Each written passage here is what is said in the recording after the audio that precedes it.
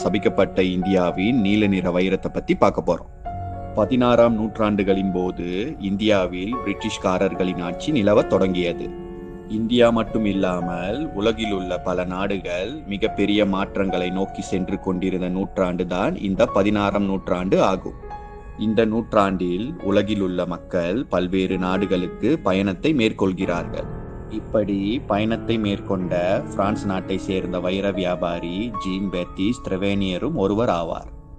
இவர் பல நாடுகளுக்கு பயணங்களை மேற்கொண்டு அங்கு கிடைக்கும் வைரம் வைடூரியங்களை வாங்கி பிறகு பெரிய பெரிய செல்வந்தர்களுக்கு விற்கும் தொழிலை செய்து கொண்டு இருந்தார். 1668ஆம் ஆண்டில் ட்ரெவேனியர் பிரான்ஸ் நாட்டை ஆட்சி செய்த மன்னர் 14ஆம் லூயிஸை சந்தித்து 200க்கும் மேற்பட்ட வைரங்களை விற்கிறார். அதில் மிக பெரியதுதான் 115 கேரட் மதிப்பிலான நீல நிற வைரம் ஆகும். இந்த